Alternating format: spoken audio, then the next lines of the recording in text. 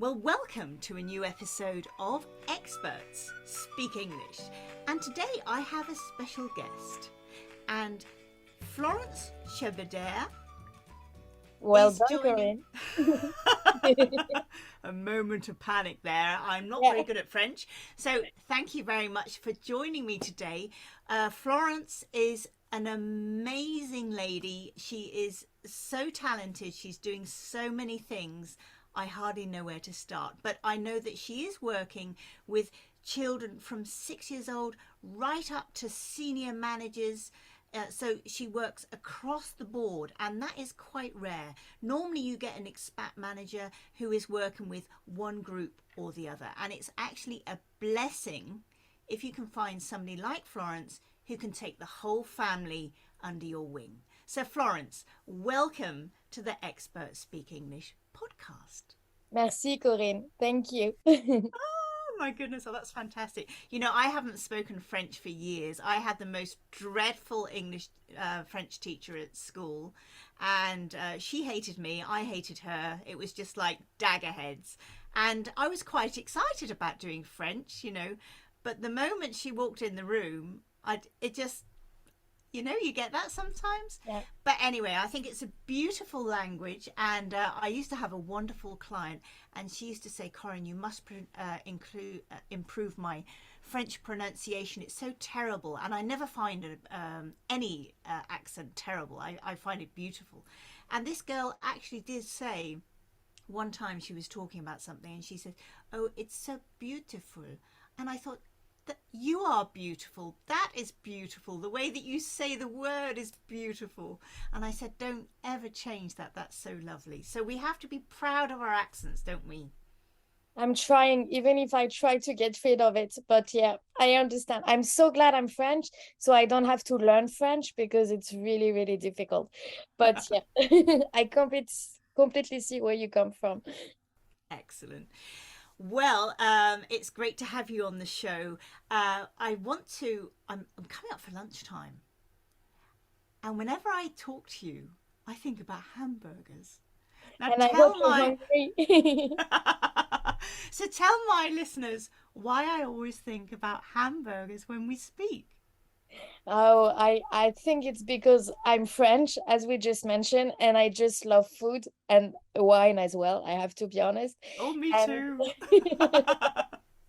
too. and indeed, why burgers? Because working with children and working with top managers, when we talk about culture, it's sometimes difficult. We have such amazing intercultural concepts, but I really wanted to make sure that each and everyone could use it on a basis, on a daily life, and also to make sure that they can create their sense of identity and create their own cultural profile.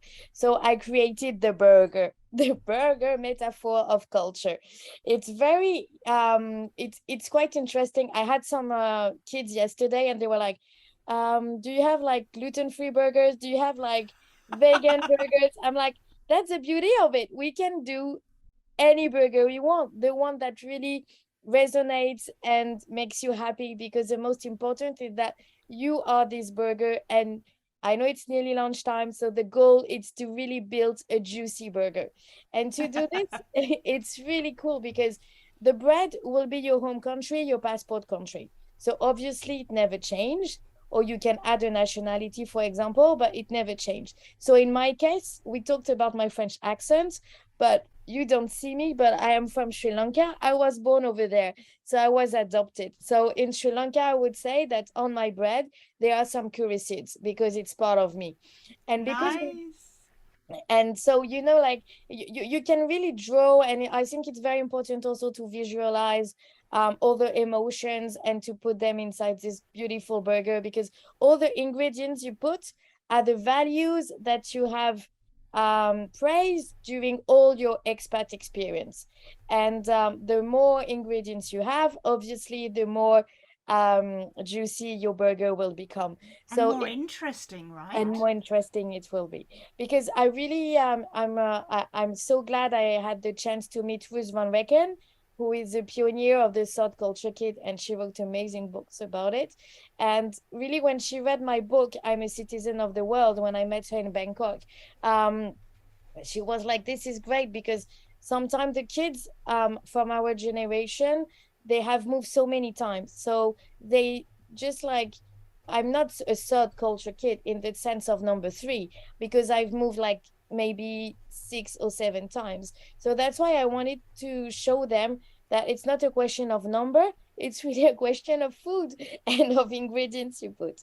Oh, that's fantastic. Because I know that a lot of children, when they come back from another country, even if it's in their own country, right, they feel like a fish out of water. They Exactly. feel like they're the new one. Everyone's looking at them. Everyone knows their name. Everyone knows where they're coming from. And they might be asking you questions about where you come from, but often I think um, children feel a bit intimidated by somebody who's been to live in another country. And sometimes they don't know or they don't understand, and it's very difficult to communicate. So that's really the heart of the cross-cultural communication, on how you explain or try to explain what you lived abroad. And for the kids who didn't move, how abroad can be amazing, but also it can also be a roller coaster ride. Oh, So that's why really? you have like so many interesting conversations. And yes, you they are like a fish out of the water, but they are also beautiful chameleons.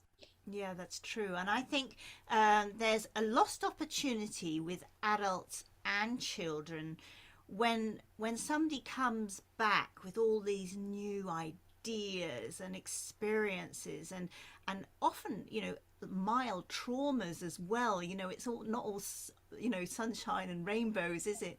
When you come back, you have a richer personality, and yet very often, whether it's at big companies, I'm not going to name any, but I know of some companies that they have somebody coming back and then that's it.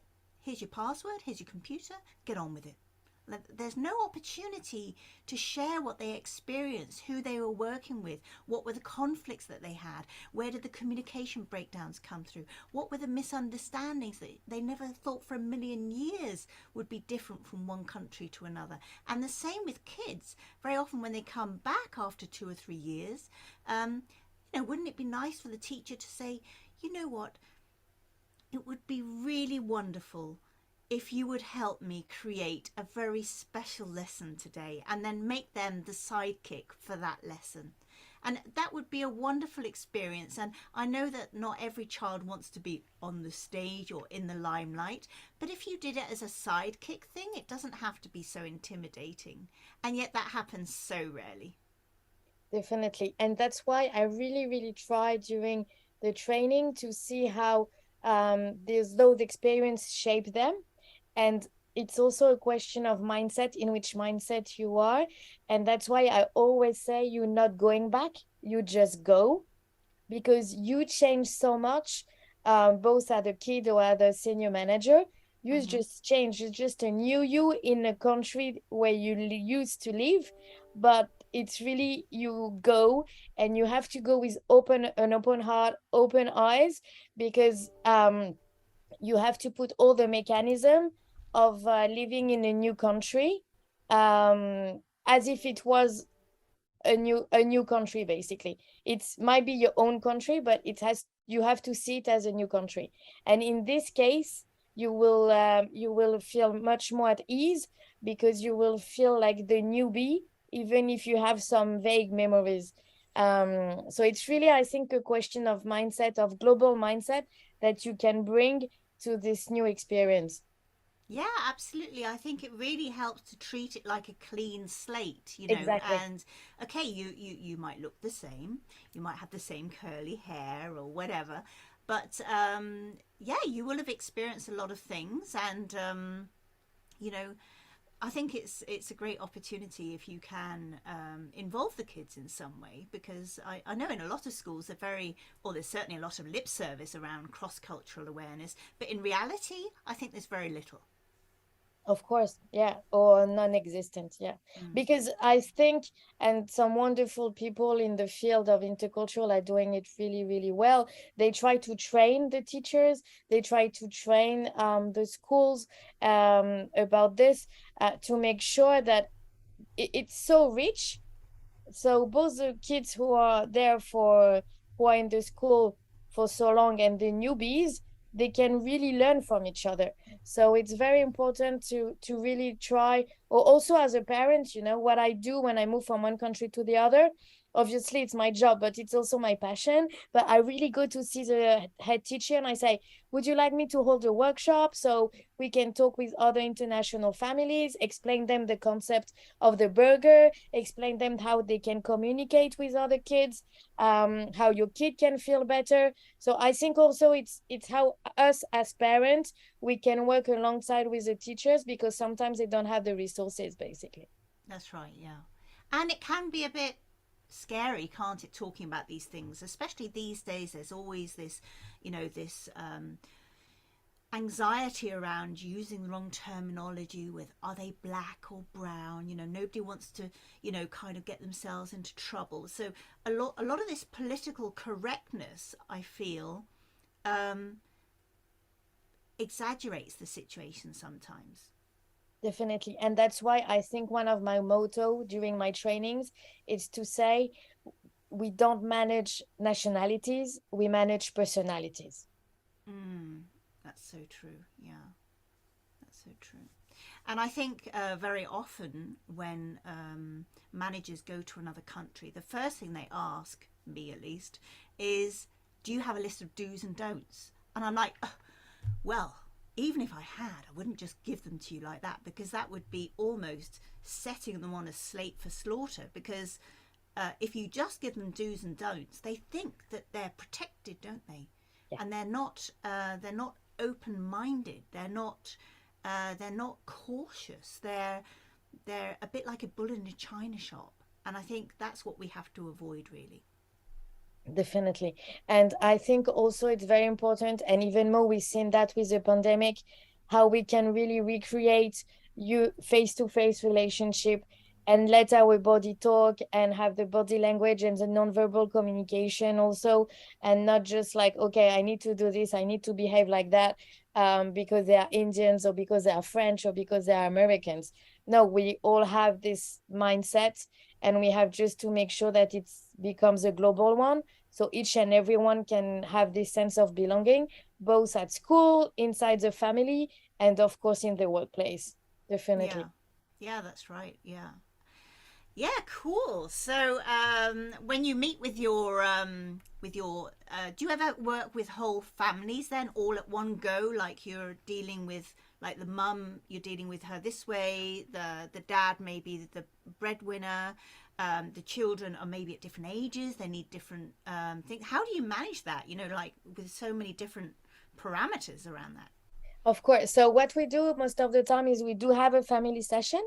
So we see who is where and what are the feelings of each and everyone, because most of the time the spouse doesn't want to complain that much to her husband if he's a breadwinner, because her husband is already stressed by his work, and she and the kids are like, I have no friends, why did you just bring us here? Why do So you hate me? exactly. So we kind of have a family session with games and open discussion. And after, of course, we'll go more into a business side of the cultural training with the spouse if she wants to work and reinvent herself in the new country. And of course, with the husband if it's like a traditional expat family. And Mm-hmm. after, I do have the kids on their own. Um, and it's so interesting to see brothers and sisters together, because they don't have the same vision and they Mm-hmm. don't have the same maturity sometimes. So it's so interesting to share and have them play together and talk about it. And so yeah, so basically I have one big family session, and after it will be divided by two or three, Mm. depending on the needs. And after we end with another family session, and each and everyone will share, and usually it's so fun because they feel much better, and they really really are in the what we call the benefit mindset. Oh, that's wonderful. Because I think actually very often siblings can be squabbling all the time and something, but something like this can bring a family together, can't it? Because Definitely. each one of them will be suffering and surviving and striving and excelling at different stages. You never have the situation where everybody is euphoric or everybody is upset. Everybody is going through their own emotional journey, if you like. So your daughter might be soaking it up and making friends, and she's come home and blah, blah, blah, she can't stop talking to you and she thinks it's all amazing. And your son might be really suffering, and then of course you feel as the mum like, oh my goodness, this is awful. I feel really torn now, between the two siblings. And even you, because you might not feel at ease already, because you are supporting each and everyone in the family, and at the same time you have to deal with your own emotion, the one that, okay, I need to create my new environment. We have this joke, I don't know, people gonna think I really love too much alcohol, but I think you are really really at ease in a country when you find your drinking friend, Right. No, you that makes know. sense. Yeah. It makes sense because this is where you really can energize yourself, just have a drink, a chat, and this is where you can really like be you, Hmm. not being the spouse of, the mom of, Yeah. just you. And I'm a strong believer, and I've seen this about 8 or 9 times now, that if I feel at ease and happy in the new country, it will just like glow, and everyone will say, okay, it was tough, mommy also had to make new friends and she had to create her new network, but at the same time we've been in the same situation when we entered the class and we didn't know anyone, when the husband would enter the meeting room and didn't know his team, but we just like, okay, what are the tools that we can bring on the table to make sure that we have the right resource. And also we lead by example, I'm sure you agree with that. And it's just to say it's okay sometime to cry, and it's also okay to be so happy. And we Or have to scream. see. Oh, scream, yeah. Oh, scream, definitely. I was screaming this morning, you see. Yeah, screaming, and it's okay, because we accept the emotions of everyone. Yeah. And I think as well, isn't it the case that very often when you relocate, the partner that isn't working, whether that's the male or the female, it doesn't matter, but the one that isn't working tends to be the one dashing around, getting things sorted out, all of the logistics of, schools and uniforms and all of this very boring stuff, actually, but it has to be done. And whilst that person is running around doing all this stuff and make sure everybody else is okay, then very often she doesn't really have a chance to even think about her own feelings. So Exactly. it's like a delayed reaction. So very often the mother often doesn't really get a chance to actually go through the process until the kids are already not really settled. I mean, that doesn't happen overnight, but you know what I mean. They're more kind of in the groove, and then suddenly, very often they land in a like, oh, what about me? Yeah. And I think we are right in the middle of it, because it's gonna be half term, or it's already half term. So the kids are pretty much, settled. And this is where, okay, there is half term, and I can be sure, and please reach out, because this is the most important. Don't stay on your own and alone. And in some country it will be winter, so the lack of light doesn't help, to be honest. But it's very important after half term. This is when, you're just like, okay, and what about me, Mm. so after there is a run to Christmas, but I think, yeah, November is really the month where either you make the most of it, or you're just gonna go and hide behind Netflix waiting for the kids and your husband to come out of school and of work. So this is where really really this is a crucial period that really needs to be taken care of, and take care of you at this moment, definitely. That's right. And I think it's fine to find somebody that you can speak to in your own language, but I think it's very dangerous to surround yourself by too many expats. Yeah. I've been in a few very acidic expat situations where I felt completely trapped, right? So when I went to Finland, I was the only one learning Finnish. So I had different friends. Like I had a group of expat friends and I had a group of other friends. And they became very, very upset if I couldn't do what they were doing because I had my Finnish friends or I had some Swedish friends as well. So you have to be very careful not to get too locked in to this expat bubble because it is a bubble. You can't really speak in another language. You're trapped in that bubble. And language is a key thing, right? I would say that because I'm a business English trainer and coach and communication coach, but it's true. All of the friends that I have who are married to a German guy, for example, and speak English, they never feel comfortable here. And likewise, if they speak German at home, they don't really want to go home. They feel this is their home. So language is very, very critical and not to be underestimated. And yet so many expats say to me, yeah, but I'm only there for 3 years. German is so difficult. And I'm like, German isn't difficult. You should try Finnish or Chinese or Japanese or Arabic. whatever. Yeah. Exactly. So it's easy to hide behind that. And especially in especially in a city like Berlin or Munich, there's lots of them. In a city, there's lots of people that are very happy to practice their English, yeah, or maybe practice their French, whichever language you speak. But that doesn't really help you. You can hide behind that, but you're often in a comfort zone that isn't all that comfortable. Yeah, and I think learning the language, it's also a way to integrate into Of the culture. course, yeah. And very often, as part of the language course, you get introduced to little cultural Yes. situations. Actually, I just had to tell you about this. Yesterday, I had this cleaner. She came round. I'm on this incubator at the moment for a startup, and it's crazy busy. And I thought, oh my God, I can't. Oh. So I got this cleaner to come round and she arrived and she was all in a fluster. And I said, look, it's okay. Relax, it's okay. And so she calmed down, had a drink, and she was shaking, poor girl, because she got lost and everything. And I asked her in and everything.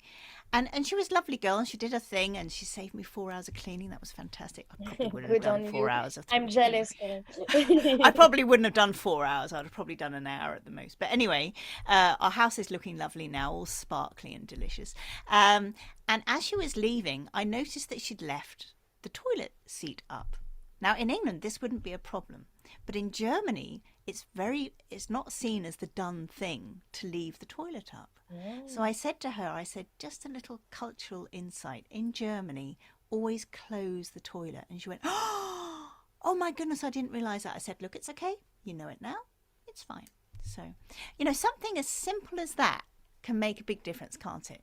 Or in England, actually, very often in England, when you go to the toilet, women are very kind of self-conscious about making the wee wee sound. So they're like, hold it in as long as possible until people have gone out. And it's like, oh. And in Germany, very often the women will go to the toilet, it'll be like, psst. And it's like, oh my God. So that's just like a complete different cultural thing, isn't it? I didn't know that. Thank you so much, Corinne. I didn't know that. So I will use it as an example, thinking of you during my trainings, definitely. Oh, that's nice. That's nice. Well, fantastic. Well, I don't want to end on the topic of toilets, so let's think about something constructive to give our listeners to do at the end of every episode. I give them a communication challenge. So when I have an interview guest, I like to involve the interview guest. So what can we give our listeners as a communication challenge that is interculturally aware? I think there's a challenge that could be interesting. It's to discover, because I'm a firm believer of learning through movement. Okay, Oh, me too. so we're gonna move, even if the weather is not optimal. But I think I don't know if you know about brain gym, but this is could be really, really interesting because I brain love gym brain helps. gym. Yeah. Brain gym helps the body and mind to be balanced. So I think we need that. for all the examples we gave, and also as a challenge. So please do brain gym. There are 26 movements that are quick, easy, and of course free. And you can use one. My favorite are the positive points. So it's just like help you so much. You just put your two fingers above your eyebrows where it is quite sensible. Yeah. Yeah, sensitive, sorry. Yeah, that's my French. Excuse my French. And you can massage them in, and you will see it really, yeah, really, really help. It's really on the line, Corinne. Okay. Yeah, exactly. Hang Weight on, I've is got very one. sensitive. You got Oh. one and a bit more up for your second one. So this is a challenge. Please put your two fingers above your eyebrows and massage them where are the sensitive points. And this will help you to make sure that the emotion that are stuck in the back of your brain will go in the front of your brain, and you will have a wonderful winter. Wow, so easy. You know, it's a while So since I've easy. done anything with brain gym. I do a lot of exercises like that when I'm outdoors with my clients because I do this walk and talk program, Yes, that's great. especially with women and with their buggies now. And I do like to get them touching things and moving around and trying to combine what they're saying with what they're doing. And what I quite like to do is if I find a nice log that has fallen down and it's lying flat, then I get the ladies to walk along and tell me what they do and why they're so brilliant at it. Oh, that's great. And they're like, "What? I can't do that." Like I'm like, "Come on." And they all do it brilliantly. I mean, it's amazing. And they get up, and because when you stand on a log, you have to stand up straight, right? And get your balance. So your arms are out wide, so you're open, like you're opening yourself up. And because we're outdoors, they're having to project their voice. Otherwise, we just wouldn't hear them, and they'd have to do it all over again. Um, so they walk up this log, and they all think they're going to fall off the log, right? Yeah. And we're not all great at balance, and I'm certainly not good. You know, if I go to yoga, I'm the wobbly one, you know. But because you've got your arms out and you're thinking about what you're saying, then amazingly hardly anyone falls off the log. That's a So great exercise. Yeah, yeah. definitely. Yeah. So yeah, either you walk and you stand on the log if you're in the forest, or if you are sitting or on holidays, you can just like do whenever you want this challenge of really trying to find the right balance. Isn't that fantastic? What a great way to end the show. So, I'm going to get you to send me a link to some of those brain gym moves, and I will put those in the show notes. So, you would go to English Speaking Experts /141, and then you will find everything for this episode from Francis and myself.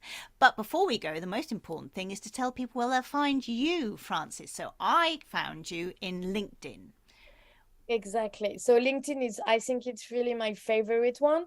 And also you can find some ranging movements and more about how our brain functions and more about the global mindset on the Instagram account that is Your Coach for Expat. Okay, well, I will put links for that in the show notes as well. So connect with Frances. She's always very open minded, always happy to speak to people. And if you're an educator, feel free to get in touch with her too. So before we go, then, there is a theory around a roller coaster. Would you like to share that with us, Florence? Yes, definitely. Because what we've seen is I love food and burgers, but I also love to have fun. So we can have fun, as we just mentioned, by having fun by movement and by playing. But also there's something, as we said, it's not always a honeymoon. So when we change from one country to the other, but there's also this roller coaster ride that we have to be aware of. So when we leave the country, we are most of the time very nervous, also excited and happy. It's really a mix of emotions. But little by little, when you go down of the roller coaster, that's when you arrive in the new country. And as we mentioned, we are tired, still happy, and adventurous. And we have to be careful and use the brain gym or use all our communication skill to make sure that we avoid confusion and that we really adapt to this new environment. So this is when we feel sometimes lonely, And after that, when we are at the bottom of the roller coaster, this is when we start to have our new routine, but sometimes the fear of the unknown is here, because we know we are going to go back up, right, on the roller coaster. But this is when you have to have the right mindset, to make sure that you are ready to learn a new language, as we said, that you are ready to have fun, that you enjoy both your family at home, but also the new relationship that you have built. And also something that's very important, it's to make sure that if you want to fit in and be ready for the next ride, it's to travel with an open heart and open mind, to make great connection and get out, as you mentioned, of the expat bubble, so you can meet some locals. And this is where, thanks to this roller coaster ride, you will learn about yourself, you will learn about your values, and this will really help you to be confident and at ease, to be ready, either, as we said, not really go back, but go in your home country, or just go into a new country for a new adventure.